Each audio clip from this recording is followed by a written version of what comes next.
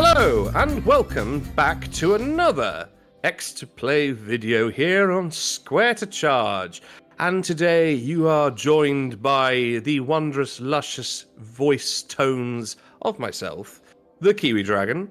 Alongside me, of course, is the, how do I put this? The 11th Doctor to my 12th Doctor, Mr. Bobbledink.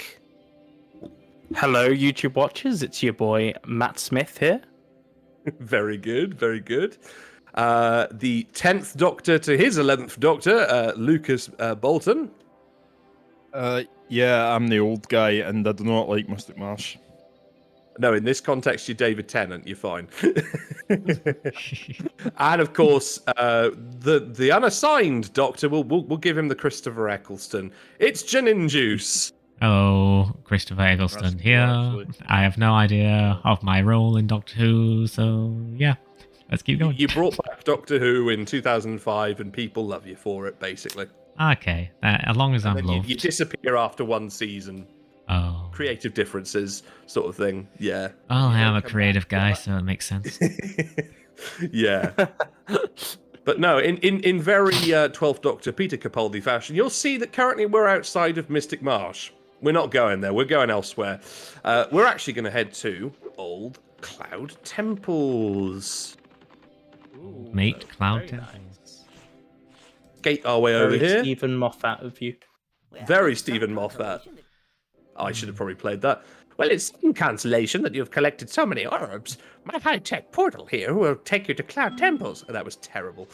One thing that I do find interesting in this game is that you have to enter the world in order for the game to remember that the world was unlocked. Yes, that's true. Yeah, that Interesting. doesn't happen in any of the other games. It's interesting how this game doesn't remember some things. It must have been like a rush thing. Does that happen? It must have been like a rush development thing that they just forgot to put it in. This was extremely rushed, this game, yep. It's very nice for being a rushed game. Yeah, be considering fair. Enter the Dragonfly, yep. Yeah. Yeah. All I think right. that game had more than just being rushed. A toxic development team. Yeah, there was a lot of bad stuff in that one. Yeah. Universal Oh, one no. now for Christmas. Yeah, stuff like that. And yet, I still like the level tropes more than the ones in A Hero's Tale. Yeah, very true. Actually, Yeah. that's the point. Canadian Guy said something that offended me. He said that the last game that explored the original formula was Hero's Tale. That's not even And I'm close to just being there true. like, that is a steaming pile of, well, Wait, sorry, what did he say? The can't say last it game that out did loud. what? that like sort of touched upon the original sort of Spyro formula was a Hero's Tale. True. No. No. I was sort of watching that thinking, I know you want Spyro 4 and everything, but like, come on. Do you even know Spyro? I mean, how does that keep the original formula though? Because it doesn't. Also, like, Hero's Tale is nothing like Yeah. an original game. Like a hero, as much as like I love it, like for my own, for as much as the other guy, like well done. Well, that just happened. Can't believe you didn't put it to a vote, Kiwi. As much as I love it, as much as the other person, you know, like I do think Into the Dragonfly was one of the last true attempts at a formula. Yeah. Also, the Game Boy Advance games technically did a good job of that. Yes, the Game Boy exists, but yeah. The Game Boy Advance game, like, okay, so to Reignited, me, to be honest, whether people like it or not, Reignited did a good job of it as well. Obviously, Yeah, very Um, true. to me, just flawed, really. to me, the GBA games are like definitely a very nice an addition to the Spyro trilogy Their thing. only flaws, you know, their only flaws actually been on the GBA. That's it, really. Actually, but you know, like I liked the charm of it being on the GBA. Yeah. It had a very specific atmosphere to it, like, and art style, which I really liked. I think Season of Flame tried to have more voice clips. Like you couldn't really hear characters, but like you know, they You heard gave this them sort this. of like muttering. It's sort of like Yeah. Animal Yeah, Crossing, they wanted sort to of give like, the Banjo extras- Kazooie or something like that. Yeah. Yeah. yeah. Oh, Admittedly, I turned off when I could in certain games because I'm just like, I don't like these voices. I prefer my Spyro silent. Thank you very much. Yeah. Yes. That was an odd choice on Enter the Dragonfly, though, when they decided to give Spyro sort of not just in cutscene dialogue, but in-game dialogue. I mean, it makes Yeah. sense because, like, I guess they thought it wasn't like a very natural thing to do, like Spyro just always remaining quiet. What's amazing Yeah. is like I understand, that never like mattered in the original games, and they somehow made it work. but yeah, The I'm thing just I like in these games, though, is... Sorry, I didn't mean to cut you off, It's Finn. it's okay. Do you want to finish your thought? I was just gonna say, like, I do love that they did that in Spyro Under the Dragonfly, that they gave Spyro more of a voice into it to make the conversation feel a bit more alive, and it really made it more interesting, in my opinion, to these cutscenes. And The way I it sometimes cut behind him to give Sparks a few Yeah. jabs as well. I do. Great. Yeah. It's kind of like having them say, "Aye." it's kind of like Banjo Kazooie in that way, when Banjo and Kazooie talk back to the NPC. Yeah. So that is always Yeah, a nice absolutely. thing. It's really engaging, and I do think that it would be neat if they reattempted that in the next Spyro game, whenever it will be. Something I will say in these games, though, is when Spyro goes to talk to a NPC, I love that there's a little smile on his face, like a little cute smile that he gives when the NPC's chatting. Like he's sort of attentively listening to them, and I've always loved that. I know what you mean. Especially like the little. He's just sitting there listening, going, "Yes, yes, I hear your problem. I hear it. I hear it. Shut up. Stop talking to me. Shut up." Yeah. But like, The trouble is then you get to Moneybags in Game 3 and he's like, "Why are you looking at me like that? Why?" And Spyro's just sat there smiling like he always does. Unless this time it's being reinterpreted or reimagined, reignited, if you will, as like a, passive aggressive, I'm smiling on the outside, but you know what I'm thinking. This also is consolidated because the way we see Spyro's animation when he's listening, he nods his head like every few seconds, like I can understand, I am listening too. That's a nice little detail they added to the animation. It's also strange how we went from Spyro 1 where he was talking all the time in the cutscenes to this kind of style where it's more RPG like. Shout outs to this level and the Spyro 2 orb hunt we did on the last orb we did, and everybody was going to the end of this level because they thought there was a bell. I don't know why I thought there was a bell at the end of this level. But yeah, I was the GG's. only one who knew where the bell was. So yeah, GG's to Rodri. Yes. That was it. It felt great because I got a win on my record, and I don't get to say that very often. And with a solid 5 points, that is a very good score. Yeah. I think we did 9 orbs that day, and so yeah, that was a very good score.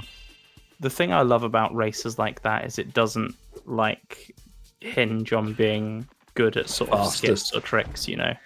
Or being the fastest. It hinges on how well you know the games, and that's what I pride myself on when it comes to Spyro.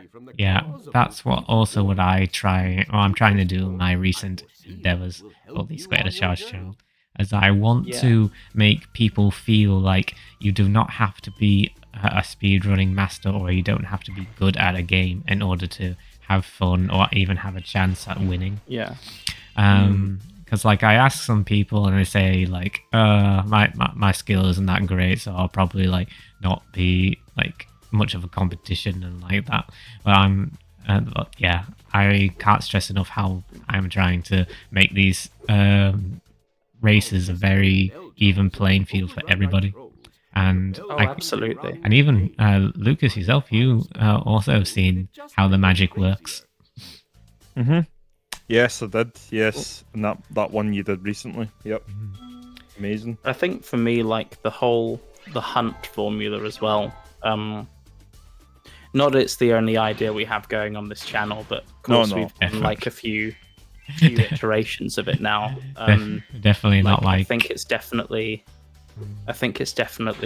opened up the sort of floodgates of what these races can end up being as well.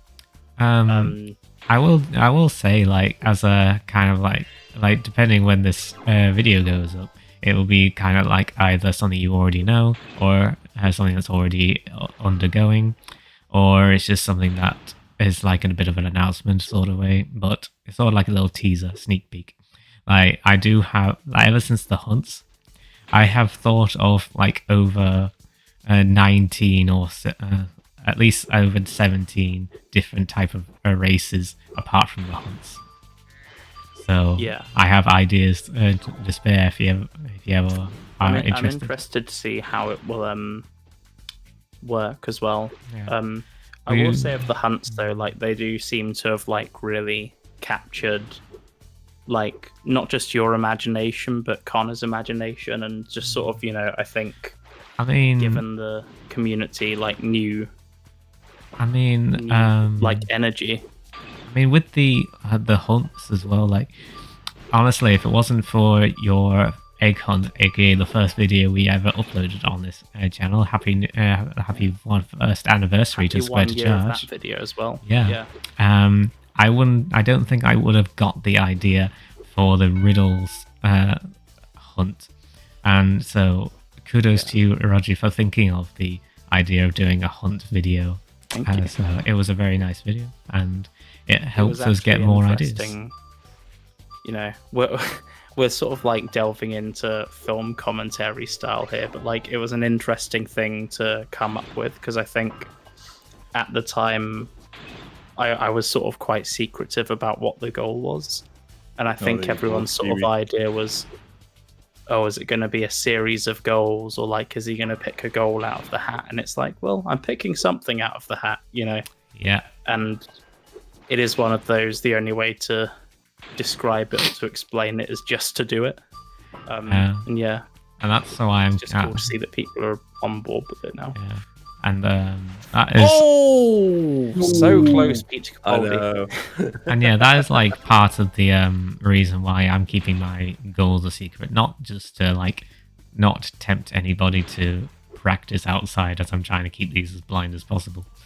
But yeah, that's the idea Especially behind if you're it. MTB. Well, I mean, I'm keeping my goals secret because I ain't got any. So yeah. What, in life? Yeah, I or keep just my on the goals channel? secret. No, I and have well, no life forget. I've goals. got a lot of goals in life, but not in gaming. No. Well, I'm afraid not. There's still one. Except You've for winning already the next. run. You can get to You've already won the World 99 SC. I mean, Except- what more gaming goals could you have? I was going to say, except for winning the GRA Toy Story 2 race, but yeah. Apart from that, yeah, I'm all good right now. For those who don't know, GRA is Games Raced Awfully, one of our sister channels. You can Yes, find them on our channel page. they're a busy bunch, yeah. Yeah. Very, very much They've so. been going for Thanks, 200 years, it seems. Longer than ISGP, yep. Yeah. Since 2015 or something like that. Another one of our sister channels, by the way. And well, let's chuck in a reference to Collisions there as well, because they've really helped us. And yeah, They good are, friends. yeah. Yeah, we're surrounded by a lot of supportive people, which is nice. Absolutely. Is he cold enough, Kiwi? He's not cold enough yet. No. Actually, I just realised I've got to do something up here, don't I? That's right. Yeah, absolutely. So yeah, there's only one ice power-up in the whole game, which is interesting. I never thought of another instance where they could use it.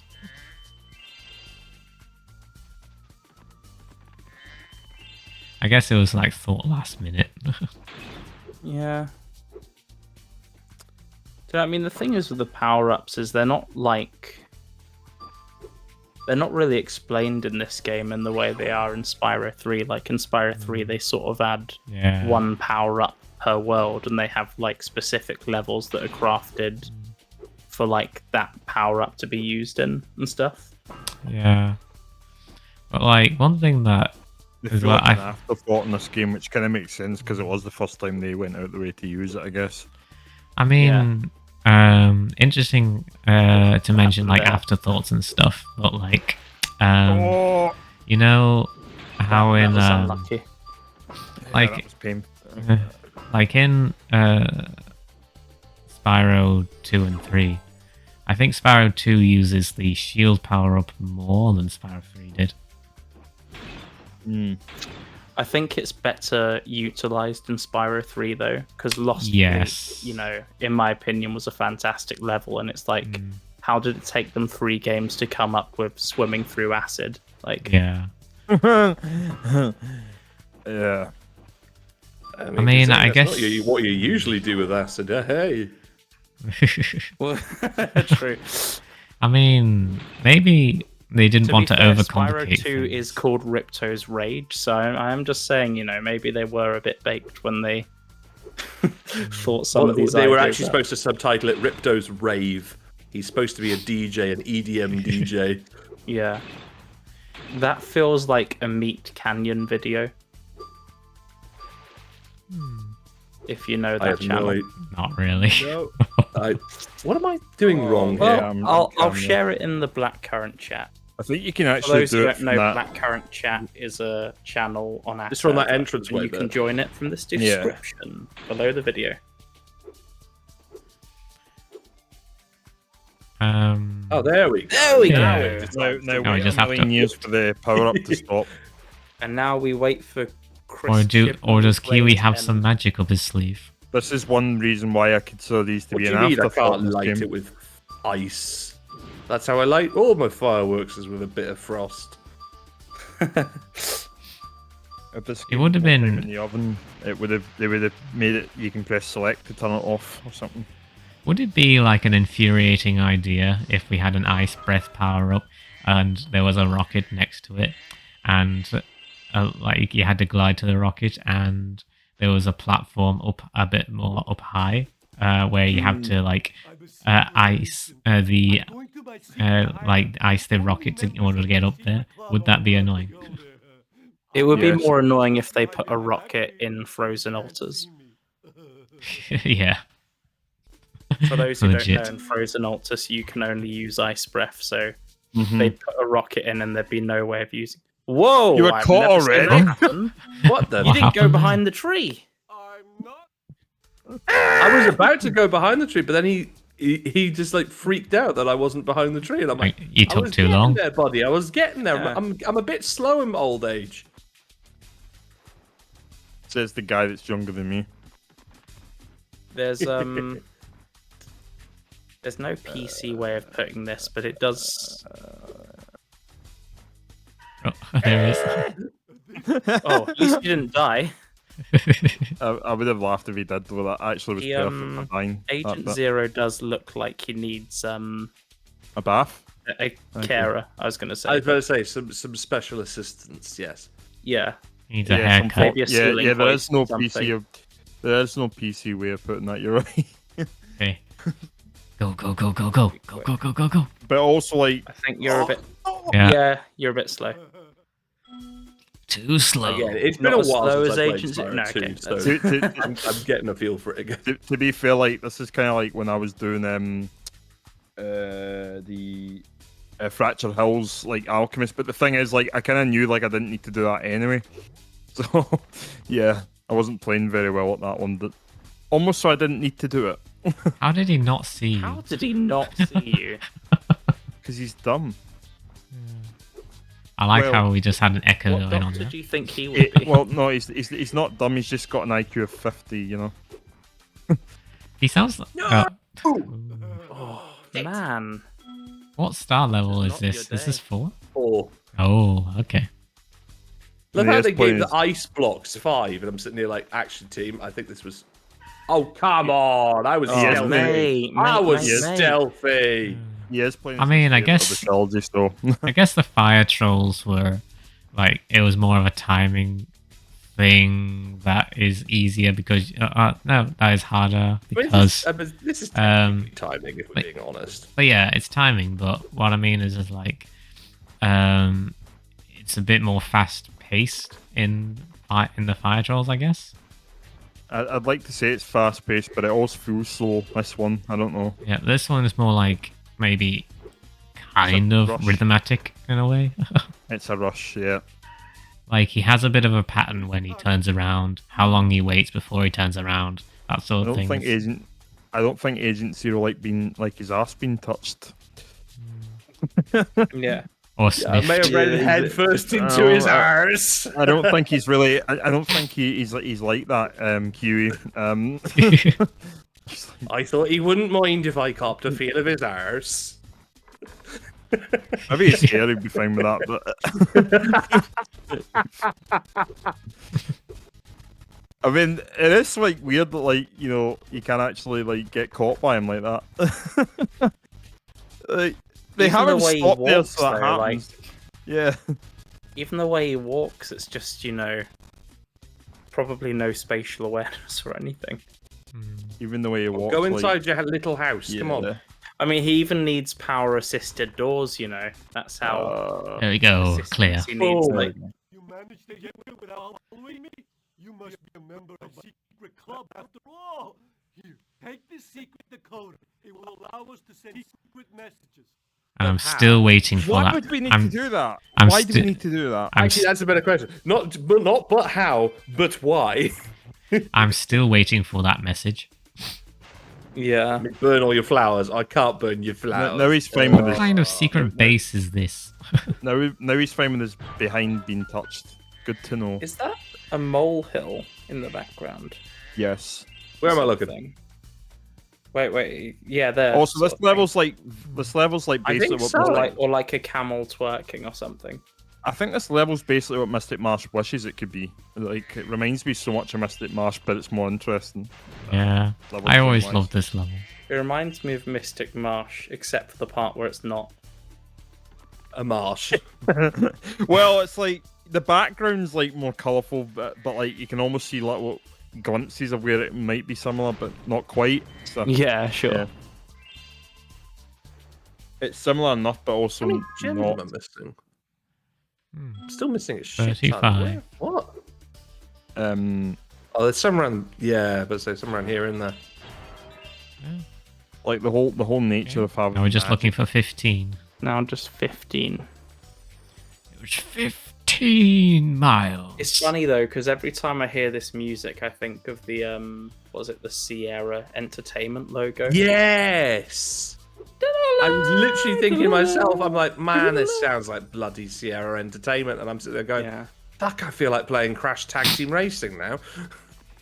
Or You even missed two. better, There's two one gems New you just passed Beginning. there, by the way. No, those They weren't weren't one one gems. gems. Those They are were rocks. magma Oh. rocks. They've not I- been I- processed into gemstones yet. I wouldn't want Yeah, the raw distance right there. I wouldn't want to be your fiance, Lucas, if you think they are gems. I wouldn't want that ring.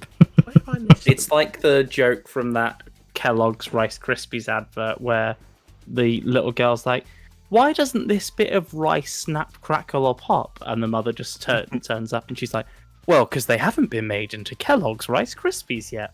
And then she gives a very like supernatural, any parent would, monologue about how the process of making Kellogg's Rice Krispies work.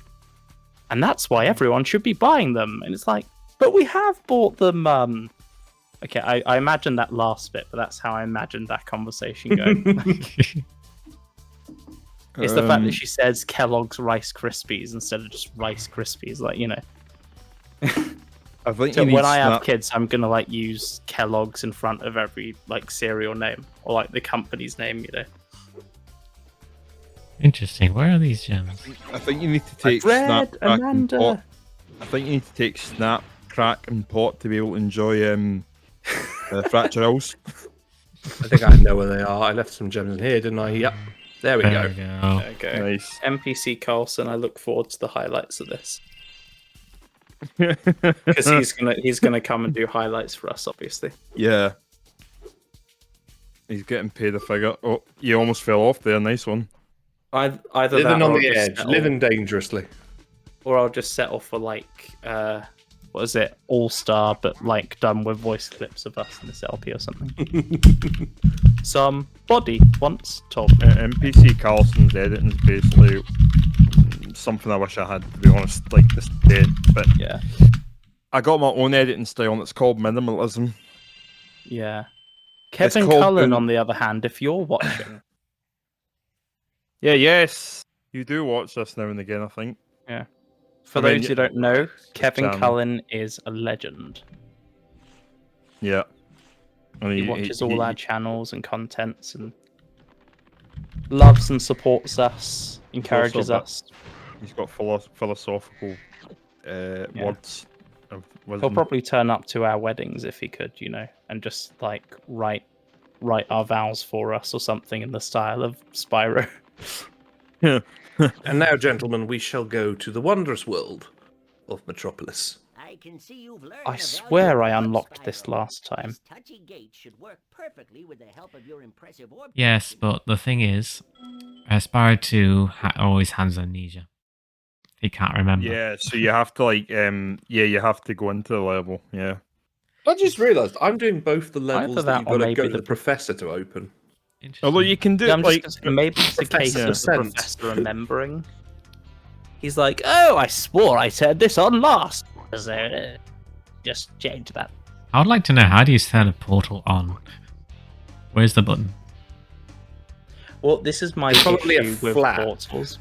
Yeah. In this game, portals are like mechanical machines that you can turn on and off, whereas in Spyro 3, it's about the magic powering the portals. Yeah. So I don't think the canon's quite clear on what constitutes a portal. Are they sort of machine, mechanical, electronic things, or are they magical things? Did you talk to the guy, Kiwi? By the way? I think it just depends on who the villain is. True. Did you talk to the first guy, Kiwi? Do I need to talk to him? I know you don't. like I was just Ripto's curious if you talked to him or not. Ripto's just all crazy, and I- obviously the sorceress is much more magical.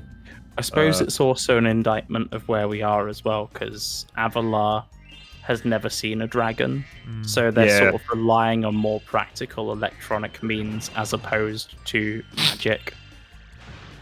Whereas, dragons are like innate magical beings, so any world They are innate, yeah. populated Innate. by dragons would naturally have all the portals working, as is the case in Spyro 1. And the only reason it's not the case in Spyro 3 is because the dragons were sort of, extradited. Is that a word? I know exodus is a word, but is there like a verb term for like I don't know if extradite an is a action? word. They mention it. Let me No, look it it up. doesn't. It sounds Carry like on a with good the- word, but Well, I've just coined the term. Carry on regardless. That's what we call a neologism, which is not a nice sounding word, by the way, because the word jism at the end, but yeah. I was thinking neo as in like, neo-political circumstances or something. you know the funny thing, I hadn't even thought of, Neologism's like a new word or something like that you've coined. Yeah. I know, you're like, oh, it's not a nice word, it's got jism at the end of it. And I was just sitting there thinking, I wasn't even thinking that until he mentioned it. Actually, but- Congratulations, Jism! That was from American Pie 3.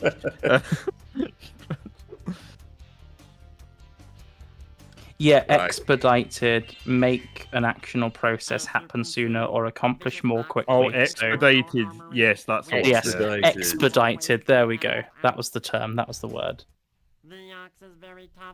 I'm the one with a degree, but Lucas is better at big words than me. I mean, I'm going to get a degree in the next couple of years, so it's all good. My degree's in comedy, though. so- Oh, true, yeah. Am I passing? I guess part of your degree is to be a bit of a clown. To be fair, the head of my course was like a professional clown, and I think once Really? trained on the same course That's as awesome, Helena Bonham actually. Carter. That's really cool, actually. I forgot you're supposed to flame them, not chat. Another one of my lecturers actually trained with Jacques Lecoq as well. I know how his name sounds, but he was like a very good sort of practitioner in like movement, in sort of clowning and theatre and stuff. So Okay. Clowning, yeah. He didn't get the name because of Really his cool. like I really like accent that, or actually, something. but- Or some other appendage. Yeah. no, I think that. Oh, Funnily enough, I think that was his name. Yeah. you wow, man. Are you sure you don't have a degree in comedy, Joseph? No, I'm No, he has a not. I'm degree not in that. art. I'm not that funny. Like if you ask my wife, Me. you just say you know that my jokes are like boring. Because like whenever I say like a pun or something, she always just says boring. Not interested. She doesn't mean it in a bad way. By the way, it's just banter thing. Yeah. But yeah, it's not that. She doesn't find it funny. I don't really gel with I don't mean this in like a sort of xenophobic way, but I don't really gel with like the Japanese style of comedy. Or maybe I've just not seen. Maybe I've just not been watching good Japanese comedy, but it's just I don't know. I don't know if it's I think me, a I'm not bit even too- aware of what Japanese comedy is. Is it not just eggplant emojis? Sorry. I mean, to be fair, the most I've been exposed to is like sort of I just um, yeah. animes just and stuff like that, and I just think remember this live stream of a guy that was like, I don't know if you've seen it. Like he was totally like they tortured him, right? Which is really unfortunate, but they did it for like entertainment. This was before Big Brother and Yeah. all that. Like they made him like have to fight for like food and stuff like that. Like and they like censored his like junk with like an eggplant emoji and all that before eggplants were Yeah. even cool, I guess. And it's just I that, think the that's what I think Japan of when it humor comes. kind of makes Yeah. the Japan humor kind of makes American humor look subtle and nuanced. Like in terms of I think Yeah. the things they find funny, like from what I can tell, it's like more sort of kind of comic slapstick and kind of Yeah, funny it's sort of novel game shows, and like one I thing. mean that, maybe I'm completely off base here. one I mean, I thing. think- Quite physical comedy. Then. The One thing that I have seen a few comedians in Japan, and I will say that most comedian acts in Japan are always duos, and they always like bounce off of each other. Like one person says one thing, and the other one overreacts to it and just says a remark, and that is basically the gist of their humor. It's like the sort of the straight man and the kind of clown, I guess. Like, I mean, that is like one good way to put it, actually. And like, my wife's favorite comedians is called Non-Style, and Right. one guy is like, he's pretty serious, I guess. He's in a black suit, and then you get the other guy who is a bit taller, and he's in a white suit, and he is the more of the clown. Yes. Yeah. And that sort of pattern seems to be the sort of thing that people generally find are popular in comedy. That sort of. Well, to be fair, it's routine. not even. I don't think that's even unique to Japan in terms No. of like It- straight it- man and comic foil. Because Nah, it's not. often, if it's like, and this is sort of how it was taught to me when we were studying Oliver Double, a must read if you're into sort of stand up and want to know more about it on a kind of functional level. Basically, if it's just a singular comedian, at that point, the kind of audience of the room takes on the form of the straight man, or like the line of reality, as it were. So it's kind of like, in a sense, when you're sort of talking or communicating to an audience, they kind of become a collective personality. So they're, for all intents and purposes, the straight person of the room, and like the comic on stage is the heightened personality, whatever kind of persona they end up presenting. And to me, that sort of made the kind of most sense, because in a way it's like gonna use a big word here, but there's like an insurrectional quality to comedy in that, you know, you can sort of, you know, hide a bit of yourself behind the mask of, you know, being funny or playing a character on stage. When I did stand up, for example, I was like the autistic person who can't get a girlfriend, so I'd sort of be like, yeah, well, I'm autistic, so I struggle to make eye contact unless, you know, I have a crush on someone, and then I just subtly glance at a girl, and then that becomes, you know, like my comic setup, you know, and every time like there's a callback to some kind of romantic punchline, it just ends up going back to her, and, you know, so it is that thing of, you know, using the room as well. So yeah, in a sense, like I can understand from Japan's perspective why they like the duo setup. Sorry, that was a lot of long-winded academic-y talk, but I don't often get a chance to talk shop. So. Well, I will say as well, before we change subjects, is like I actually witnessed a 3-person comedy stand-up. And I was so like sort of what's the word, Three Stooges type thing. Yeah, kind of. It was interesting. I was like thinking, wait, how does this work? It's one thing having to bounce off of each other in a pair, but like in a group, how do you add this third wheel to this bike, this bike tricycle or whatever, you know? Well, these training wheels or something, you know, like getting the thing right. But yeah, I saw like the sketch was an analogy. That's it. That's why I was trying to think the word, trying to get this analogy correct. But yeah, the group of 3 comedians. I saw a clip where there's an elevator and they're all fighting to get on the elevator, and they were just working off of each other one by one, trying to get in this elevator, and then they were saying, "Oh, I need this elevator. I need this elevator. I need to get into here," or like, "Oh no, I'm going down." And so, you know, it's like bouncing off of all 3 of them, one after the other. So it was interesting to witness that. Interesting. That actually reminds me of a show in the 60s and 70s on BBC called The Goodies, which starred Graham Garden, Bill Oddie, and Tim Brooke-Taylor. R.I.P. Tim Brooke-Taylor, by the way. But that was like an excellent comedy, because it was sort of like, you know, the kind of the straight man and the sort of, you know, dim-witted one, and like the sort of in-between sort of cool one, I guess. And I guess the more modern comparison to that sort of thing would be like Ed, Edd and Eddy on Cartoon Network, where it's like, you know, each character, brilliant, that, you know, they kind of have their own comic twist in a way. Inventor Droid. Did she invent Does herself? not really have a name beyond Inventor Droid. I don't. What is the point of them having clothes? They're robots. They don't have like. They don't like, have, what sort you of know, modesty are you sensorial trying to buttons on their hands. And, It depends where the bolts are. Do they have like? Nuts and bolts, you mean? Yeah, and the nuts and the bolts. Yeah. Do they have some like social or societal like expectations programmed into their conscience? Yes.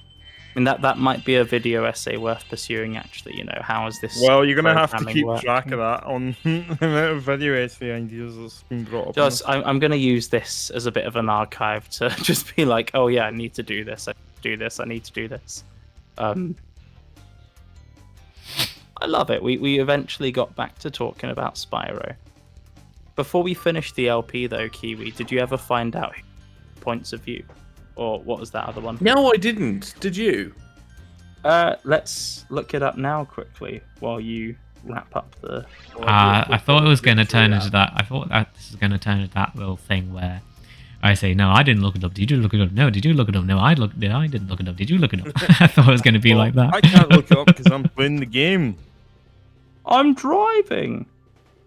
I'm currently driving a Spyro, so I cannot look things up on my phone. So it was unfortunately. Robert Robinson from 1961 to 1964, and again from 1969 to 1971. Kenneth Robert Robinson Robinson. from 1965 to 1969. Barry Took. Barry Took what?